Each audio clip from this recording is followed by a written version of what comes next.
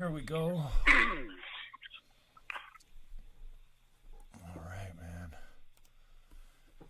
Shawney Cohen is my guest. He's the director of Rat Park. I didn't think it was out yet, Shawney, but I saw it today on Crave, so it must be just newly out, is it? Yeah, it's been out about a week. Okay. I think this is the second weekend, yeah. Okay, great. So just for the listeners or people watching, tell us a little bit about who you are and how we got to this place of Rat Park, the movie you just put out.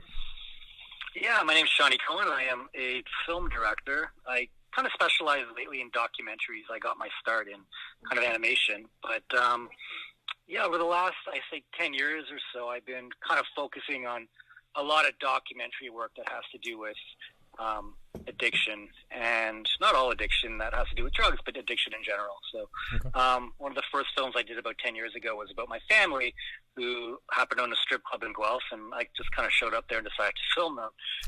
Didn't have too much of a relationship prior to filming them, which was interesting. And what I noticed was my parents were struggling with a lot of eating disorder type stuff. My mother was anorexic, and my father was grossly overweight. And I found this really interesting, that they were struggling with body issues while working in a strip club. Since that film came out, I've found that a lot of the work that I do now that I work for Vice has a lot to do with addiction and drug use. So I would say that 5 or 6 years ago, I was one of the first filmmakers in the world to do a feature about fentanyl. And I kind of learned a lot from that experience. And Rat Park is kind of the last in a line of documentaries that really looks at addiction more from a policy angle and what governments are doing, and tries to get deep into the underlying layers of the drug war. And I really wanted to make a film that was kind of bigger and bolder than the addiction stuff I've done in the past. All right, so you're obviously an artist and attracted to maybe social issues more than the conservative right-leaning brain. What was your underlying commitment here? What did you have a goal in mind when you set out to do this project? And if so, what was it that you wanted to try and change or affect? I think for me, I don't really go into projects with this idea that I need to change the world or come up with a concept that is big and bold, some political statement. It really started with this curiosity, and I kind of wanted to go to the worst place in the world for drug use and the drug war, and the best place. And through all the research I've done, it kind of appeared that there was quite a contrast between Portugal and Manila. And while hanging out in these places and filming, I realized that the environment, how people live, and how the government treats users and stigma drug users has so much to do with how we look at the drug war and look at the problems with addiction. And, slowly after filming, this idea of Rat Park came into play. And I learned a lot from Bruce Alexander, this Canadian scientist or psychologist who basically figured out that if you put, rats in a cage and they have nothing to do and they're isolated and all they have to do is water or heroin, they'll gravitate towards the heroin. And he kind of wanted to turn this idea on its head, because in the 70s, everyone thought, you do drugs must be the cause for everything. And he figured, that's not really true. I want to kind of disprove this. So he made something called Rat Park. So he makes this giant place for rats to live in. They have treats, they can have sex, they can raise each other's young ones.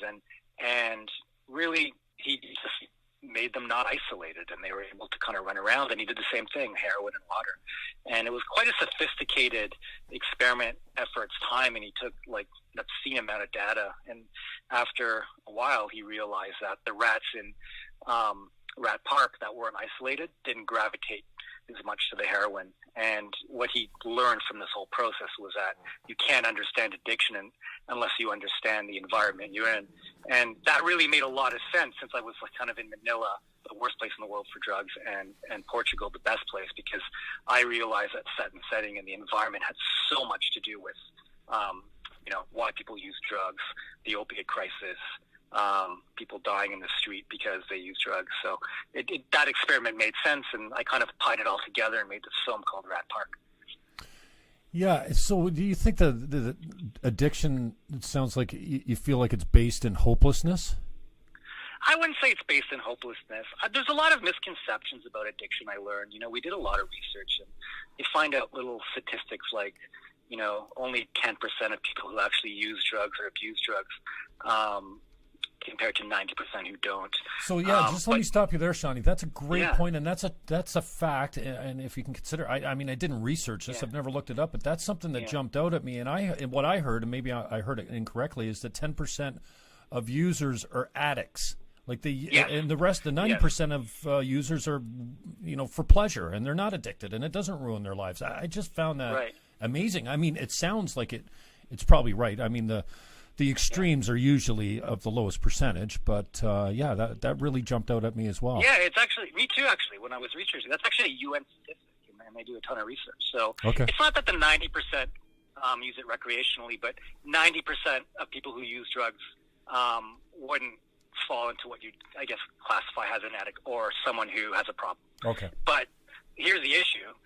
The 9 or 10% who do use, who have problems, like almost every government in the world base every drug policy and focuses a drug war on that 10%. And it gets complicated, and this is what's interesting about the documentary and the research. Drug policy is not sexy. Like when you watch Intervention in a lot of these shows, it just kind of shows users and people kind of form these opinions about, people using drugs and that's that. But doing Rat Park, I realized there's like a lot of like interesting information that may not be as interesting for the normal person who doesn't know anything about addiction, but drug policy is super interesting. What does that mean? So if you consider that 10%, and we make these drug laws for that 10%, and you look at all these people dying of opiate overdoses, what's really interesting is a lot of the people who are dying aren't necessarily like abusing the drug. The problem is because opiates and a lot of these drugs on the street aren't regulated and they have to go to the street to get these drugs, they're doing fentanyl and they're dying. And these aren't necessarily people who are like classically addicted. So you learn a lot about drug supply and why drugs are illegal and not illegal. And that's what I found really, really interesting. Shawney Cohen is the director of Rat Park. What else surprised you about it? Shawney, what's something else that jumped out at me? I think I took his name down. It was one of he's featured throughout the movie. Maybe it was the addict in Manila. You're never addicted to one drug. You're addicted to altered states. I found wow. We know that, but it just sounded so profound coming from a regular daily user. Yeah, so that guy was in Portugal, and what was interesting about Tiago was, so this is a guy who's been using crack and heroin every day, and he has problems. I'm not going to say that his life is perfect, but he just kind of wants to be left alone to be an artist, work in the studio. He's a very celebrated pottery artist in the country, and he's well known for using drugs and doing his thing. But it was interesting because when I filmed him, there was quite a small nuance between someone who would drink wine in their studio and work on pottery or write and someone that was using crack. And I mean, they're completely different drugs, and I'm not comparing them, but it got me on this idea that, let's look at how many people die from alcohol-related deaths, and it far outweighs opiates and all other drugs, which I found really interesting. But because he's using drugs, he's literally considered a user, and he has problems, and people kind of hate him. But I think the idea that if we compare in that same context to alcohol, you kind of learn a lot between why one is legal, the history of why one became legal, and the other one didn't. Mm-hmm. And you touched on Bruce Alexander. I'd like you to expand on him a little bit more, but specifically this idea of an alternative reinforcer, an attractive alternative to, let's say, crack. And I love Diego's, how he said, I started when I was, 16 or something like that. And it was hash. And then 17 was LSD. And then I snorted some coke. And then I did some meth. And then I smoked some crack. And then he said, everything changed since I smoked the crack. It sounded like, you've got drugs. And he even said you have to learn to be a heroin addict. But again, just going back to this idea of an attractive alternative, or how Bruce Alexander, I think, called it, an alternative reinforcer. And in this case, they used money or crack. And most reasonable people, according to your movie, says that most of the time, reasonable people choose the money. That surprised me as well. Yeah, for sure. I mean, it's an interesting idea. And so Carl Hart is, I think, one of the head psychologist at Columbia University, and he was really also obsessed with, and really interested in the rat experiments. And so he did his own experiment where he actually gave someone the option to do crack cocaine or take money. And he found that after, long enough, if the money is high enough, people will choose to take the money over crack or cocaine or whatever drug. And what that kind of taught him and the kids at Columbia was that when it comes to drug use, people have a tendency to act rationally. What does that mean? Like a lot of this theory in the 60s and 70s, when you take heroin, you take crack, you do a drug, you kind of turn into this demon, and it's like all these problems come about, and the drug kind of changes you mentally, and you're just a zombie. Believe it or not, that was kind of the school of thought, even psychologically, in the 60s and 70s. And you're seeing this science now where, that's not actually the case. People who use drugs, and we've all used drugs, you can actually act rationally, when it comes to being on drugs and choosing to use drugs. So this idea that anyone who takes a drug, is going to become immediately addicted, is crazy. And I think you're beginning to see science that really kind of disproves that. There's another great person I was researching while we were doing this, and Johann Harari. He wrote a book called Chasing the Scream, and he also mentions that. Like, there's a reason why if you break your ankle or your leg and you go to the hospital and they give you morphine, and you're on morphine for a week while you're in the hospital, and you leave the hospital, you're not going to continue using morphine because you act rationally. Listen, like I don't want to continue using morphine no matter how it makes me feel, because I want to continue on with my life. That wasn't always the thought process. In the past, people thought, all right, you're using morphine, they're instantly addicted, it's a problem. So that's basically what that experiment kind of talked about. And how do you stop them from just using the money to go get more crack and type of, like what's the like how do you stop that from influencing the decision on what they do? I would say this is where I've kind of come full circle. I mean, for me, I guess after making these films, I've realized that people use drugs. There's no way Tiago will ever stop using drugs. You can put him whatever AA meeting, whatever rehab, he'll never stop. So the only thing you can do is really manage the problem. And I think governments like Portugal are making that kind of, concession, this understanding that, we're not going to win the drug war, so let's manage it. So what does that mean? We're going to actually give people access to methadone.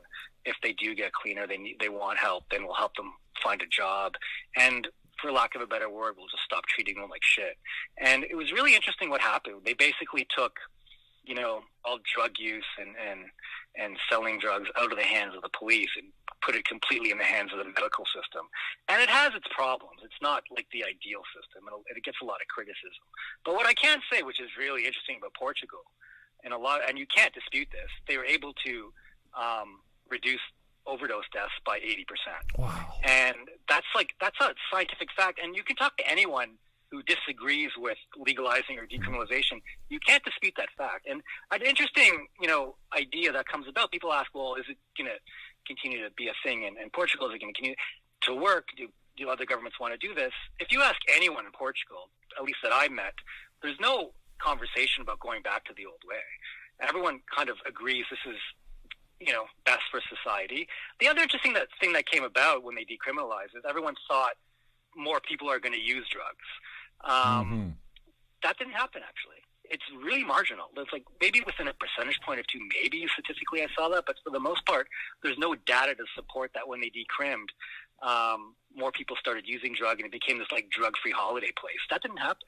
What actually happened was stigma became a lot better. What does that mean? If you have a problem, you can go to your doctor now and say, well, like I have an alcohol problem, I have a drug problem, can you help me?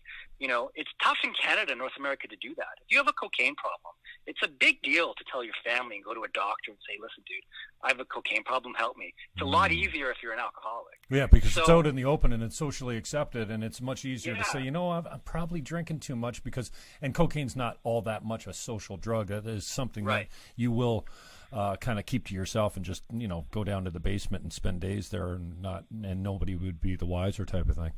For sure. And I guess that was my favorite part about places like Portugal that decriminalize because they help reduce stigma and they help the social aspect of it. And so when people feel they have a problem, you can talk openly about it. You can walk into a doctor's office or a harm reduction clinic on the street and say, man, you got to help me. Or, you know what, I'm not ready to quit. Do you have any clean needles you can give me? And they help you, and they do that. And the other thing that happened was they completely eradicated HIV, as far as I can tell. So for the most part, you know, here's what this all means. They decided not to fight the drug war. They just thought just manage it.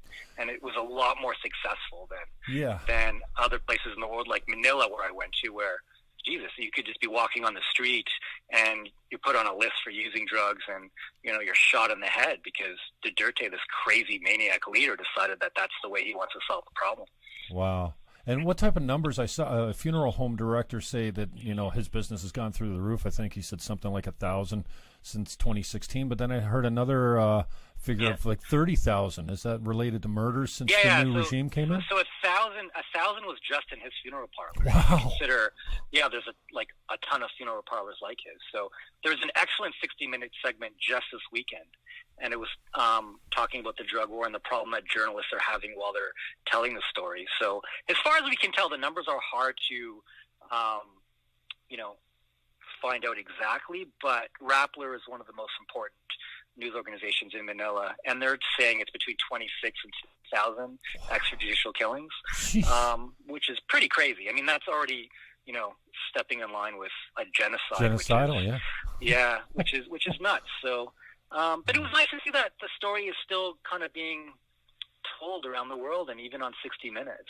What I liked about the 60-minute story was, you know, what happens to filmmakers and journalists who go down there and tell the story. We had an issue, too. We were filming someone who was just executed on the street, and the police started filming us, and it was freaking me out a little bit. So, it's not a safe place to tell that story.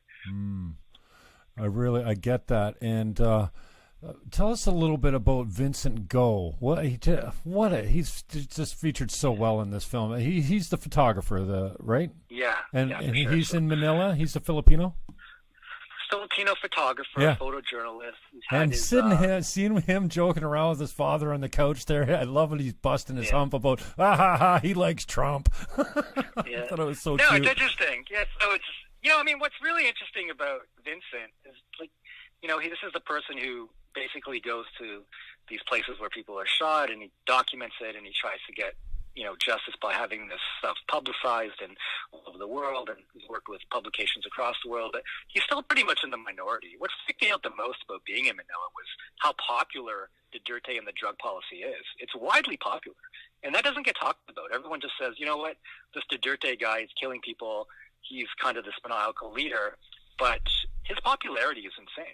And his drug policy is insane. So, insanely popular. So, you know, that's what I found super interesting. You know, he's just being perpetuated and by the general public who actually think what he's doing is very positive. So I was surprised to see people like Vincent who are witnessing this, and you see these drug killings in the newspaper every day. The city of Manila and largely the country of the Philippines, like, very much supports what's going on. Cool. What do you say to the people that kind of come from the school of thought like I do, that you're always going to have poor, you're always going to have mass murderers, you're always going to have a certain population of minority, a certain population and I love the idea of management. You're always going to have your addicts. And you talked about Tiago. It sounds to me like he's happy. He's doing his little pottery and his art. He doesn't. It doesn't sound like he's tomorrow I'm going to kick this thing. Tomorrow I'm getting off this. He's like, you know what? Leave me alone. If I want to put something in my body, that's my choice. So what do you say to the people that say, you know what, you can manage it, but you're never going to cure the problem of addiction. It's just, it goes inherently with the idea that we want to change. Well, I mean, we've been chewing leaves and fermenting fruit and stuff to change our state since the beginning of time. So, you know, that's not going anywhere anytime soon. No, it's interesting. I actually agree with you. I have a bit of a libertarian approach to that. Like, for me, you know, we've been using drugs since the dawn of time. You know, I think, I don't know what the statistic is. I would imagine about 20% of the population uses drugs sometimes at some point in their life, experimented with drugs. So for me, you know, the idea that, we're going to be this kind of Puritan society and we shouldn't be using drugs, and like the mess from like Nancy Reagan, just say no. I think it's crazy because I actually feel like as human beings, we do stuff that's bad for us. Mm-hmm. And I feel like, drugs are a part of life. Drinking is a part of life. Of course you can abuse these things, Sure. but excuse me. I mean, for the most part, the idea that you're going to eradicate substances is just crazy. Mm-hmm. I mean, listen, at the end of the day, I think there needs to be more acceptance about the idea that we all use drugs. We smoke cannabis, occasionally we do coke, people drop ecstasy, people do drugs. And it's funny how we put alcohol in a different category. We talk about alcohol and drugs. We forget that, alcohol is a drug. Coffee's a drug, for crying out loud. Yeah, no, caffeine is actually a drug. There's tons of substances. Yeah. I mean, obviously ones are worse for you than others. I mean, you can make the argument that alcohol is actually the worst one when you think about it. Sure it's just it is, socially acceptable. Absolutely. It's really interesting if I go on a little rant here about the history of alcohol. So in alcohol, you had the Prohibition era, and then all of a sudden, alcohol becomes legal again. So that's like late 30s, early 40s. You had people like Harry Anslinger and a lot of law enforcement agents who, when Prohibition ended, had nothing to do. So really, they had to set their sights on something else. So they started going after drugs, marijuana and cocaine and heroin.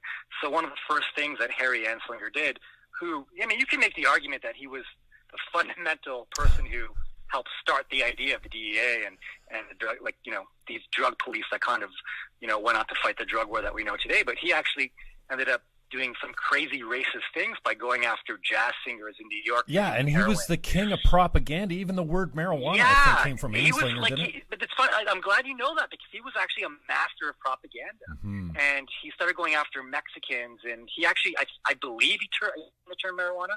Yeah.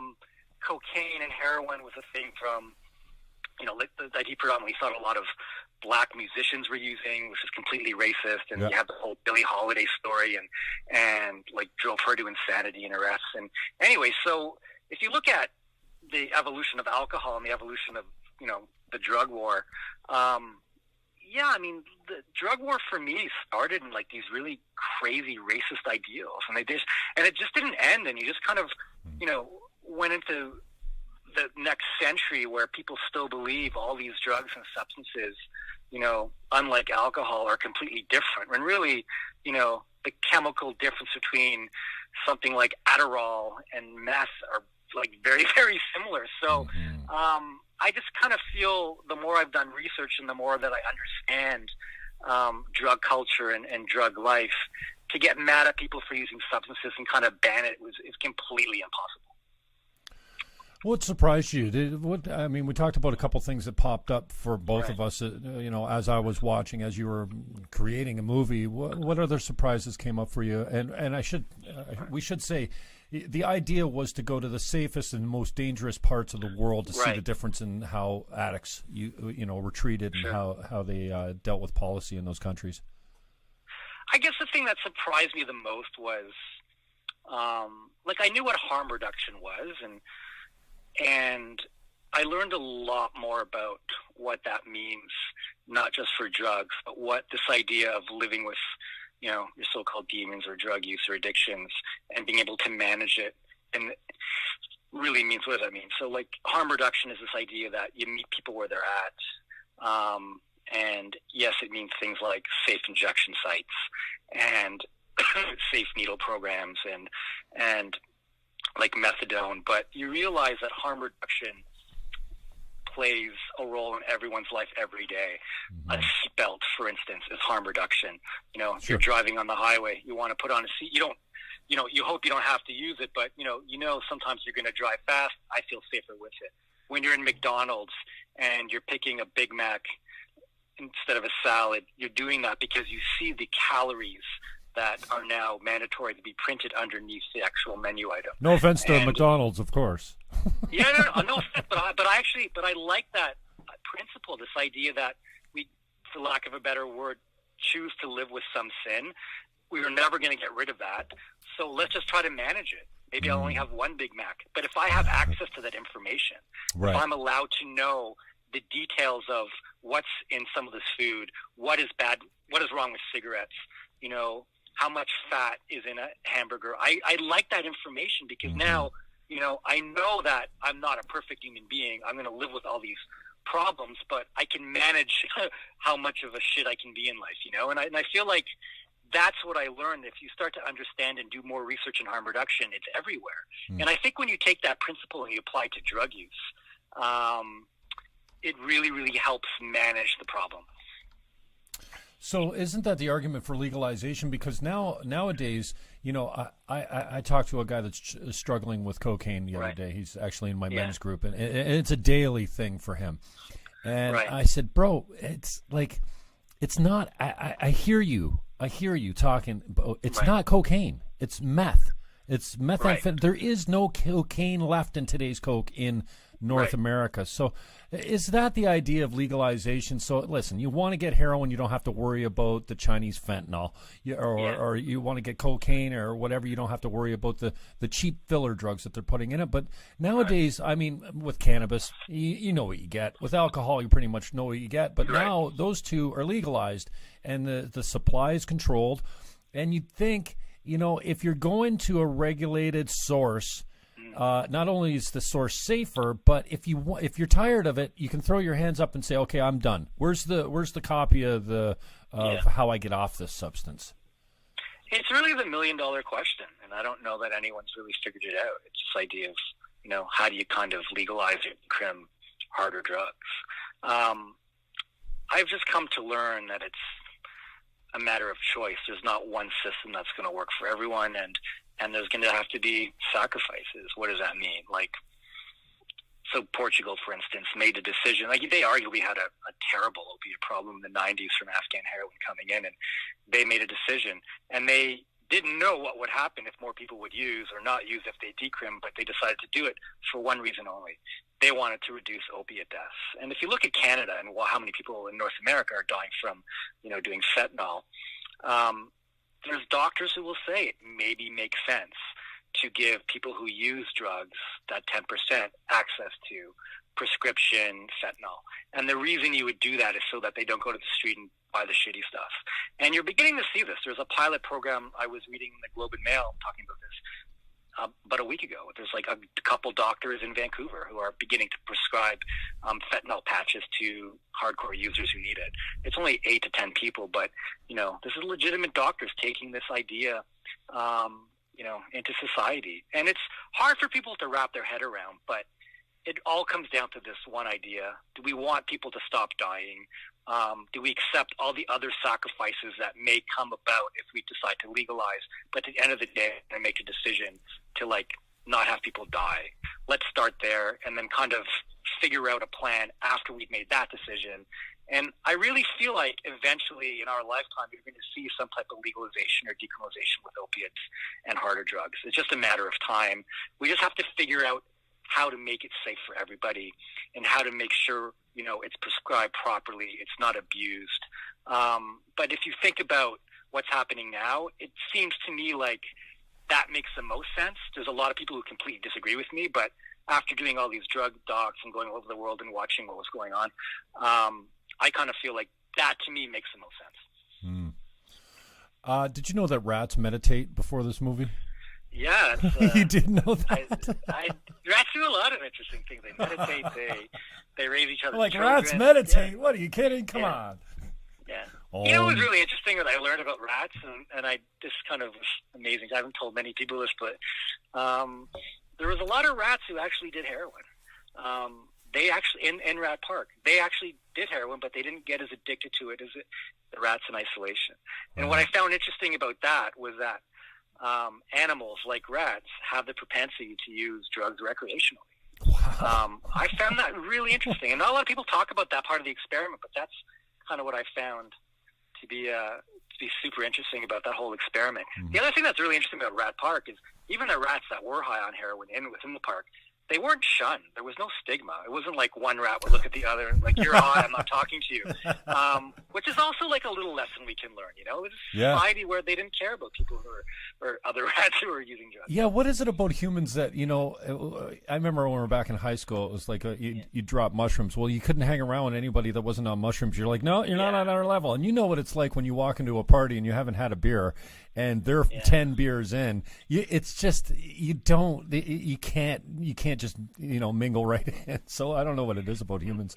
Well, I mean, that's a good point in general. There's a lot of, humans are really kind of shitty to each other when they use drugs. There's a lot of judgment. I was filming a documentary for W5 about fentanyl in Sault Ste. Marie 2 years ago. And this social worker had this great, I guess, metaphor example where, and I don't know if this actually happened. It sounds like it may have, but there was someone who was ODing on fentanyl, and there was someone at the other end of town who had a heart attack, and there's only one ambulance. And there's a hypothetical question: who does the ambulance choose to save? Most people would assume the heart attack victim, but when you dive deeper into it and you realize that the fentanyl person had some really bad life circumstances, they did it accidentally, they didn't know they were doing fentanyl, and then you look at the person who actually had the heart attack and realize that he smoked a pack of cigarettes a day and ate 2 Big Macs a day. Like, who really, when it comes down to, had a worse lifestyle? And I kind of found that to be a really interesting comparison. Tell me a little bit about your media tour with the movie. How's that been going for you, and what have you experienced in that realm? Because I see, well, you're on the globe, you're everywhere lately. Well, I guess you should be to promote the movie, and it's just come out, so good on you. But what has your experience been dealing with the media in Canada and elsewhere? It's been really positive. There's a lot of haters out there. When you talk about decrim and legalization, people think, listen, when people have kind of grown up with drug war mentality and kind of feel like all drugs are bad, then it's hard to change their opinions. You try to do your best. I mean, I love the response I'm getting from the medical community and doctors and social workers and psychology students. I was asked to speak next week actually at U of T to a bunch of psychology students, which is great. Wow, cool. So yeah, I think from that perspective, from kind of the medical community, harm reductionist doctors, they really appreciate it because they're kind of on the front lines and they understand that like evidence-based approaches to addiction are really needed. But yeah, I mean, I did a Reddit talk the other day. I was saying it before we got on. Oh, that must have been scary, man. Yeah, and it was just like there's a lot of hatred. And it's like, and I'm really, you're trying to make an argument. Like, listen, this is what I believe in terms of decriminalization. Mm-hmm. Maybe we should begin to understand that in the future, legalizing other drugs could be a good idea. And it was a lot of like, dickish people, just kind of I couldn't. There wasn't anything I could say.